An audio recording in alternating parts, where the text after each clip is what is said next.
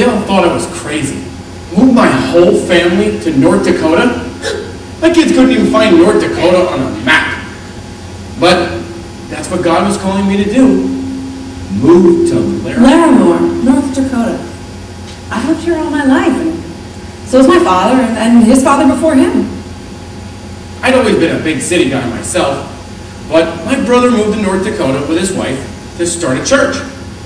And they told me that they needed a lead guitarist.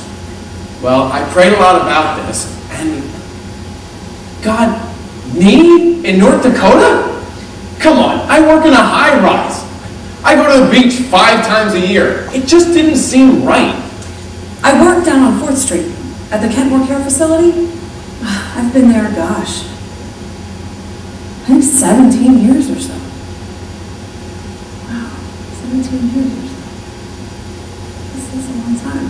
We have a specialized care facility and an Alzheimer's care facility. I mean, we're actually pretty high tech for such a small place.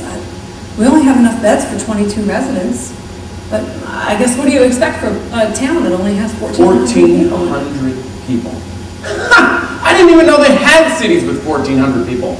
I passed 1,400 people on my first 2 minutes on my commute to work. I mean, how could he be asking me to go to North Dakota? I just didn't understand. I mean, what do these people do out there? Chew on their grass all day on a farm? Most of the residents talk about their farms or their families. Some talk all day long, repeating the same phrase over and over again. I guess you could say that I have a difficult job, but I've never really looked at it like that. Most of that is because of Fred Raymer. Room 19. You know, I think if it wasn't for food and bills and my mortgage, I would work at Kentmore Care for free just to listen to Fred. And I'm not the only person who feels that way. We all do. I couldn't believe how strongly I felt about this, especially how hard this was going to be. I would have to put in notification at work, then I'd have to try to find a job, find a new house 4,000 miles away with nothing but my computer and my phone. Then I'd have to ease all my family's misgivings day after day after day. I wanted to scream, who's going to ease my misgivings? You know, Fred would ease our hearts after a long day when we just felt ready to explode.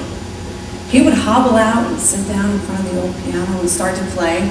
I never needed any music. And he always sang to go along with what he was playing. You know, usually something about God or the USA, or one time he wrote a song about Jell-O salad. We had some good times then. Well, time passed. I found a home. It looked pretty in pictures. My kids got through their school year and we called the moving company. It seemed like everything was falling into place. But, you know what? Even my job offered to allow me to work remotely. And you know what? We were really remote. Until I found something else. It was all going so well. I mean, many years passed by and nothing changed for Fred. And then there was one day. I remember the date. June 25th, 2007. The phone rang. I thought it was probably one of my neighbors wishing me a safe flight. Well, it was the hospital. My mother had fallen again. And it was serious this time. Frederick had a really serious heart problem. I mean, it was so serious, in fact, that it was kind of amazing that he even made it to 60 years at all. She was 68 years old, and she'd fallen twice before and broken her hip. Well, this time the doctors examined closer and found more problems. The doctor told me that she'd need round-the-clock care, and that when she got out of the hospital, it would be best if we put her in a home. It all happened so fast. I mean, one minute, he's there and he's playing the old rugged cross and singing, and the next minute, the room is packed so full of paramedics that there was no room to move. It was just so tight in there. I couldn't even get in. I just just didn't understand why God would do this. I mean, it's not bad enough moving to North Nowhere. Now my mother, I mean, she didn't have any other family. We had to take her with us, so we started frantically calling every nursing home in Laramie, then every nursing home in North Dakota. There was nothing for what my mother needed, so,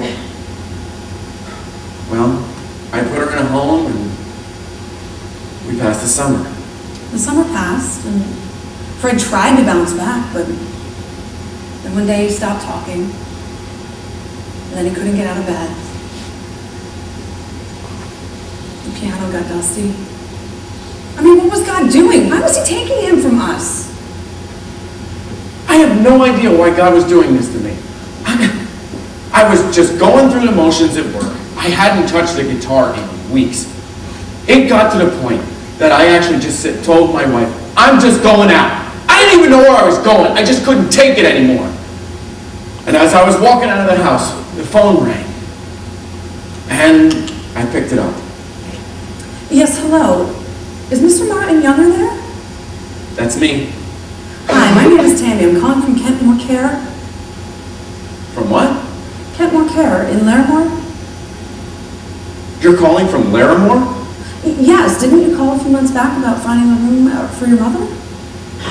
Yes, but I put my mother in... A room has become available. Excuse me? A room has become available. Would you still be interested in having your mother have a spot here? Yes, I would. Did you say you're right in Laramie? Yes, sir, right on 4th Street. I can't believe this. Yes, definitely. Would she have a first floor room? All of our rooms are first floor rooms, sir. Her room would be...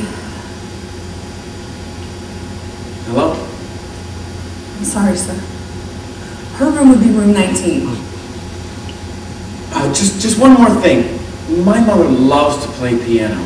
Do you have one? She loves to sing these old gospel songs, and it would mean... Sir, yes, sir, we have a piano. We have. Wonderful. So I'll have my director call you on Monday with the details? Yes, thank you so much. Goodbye. Goodbye. Room 19.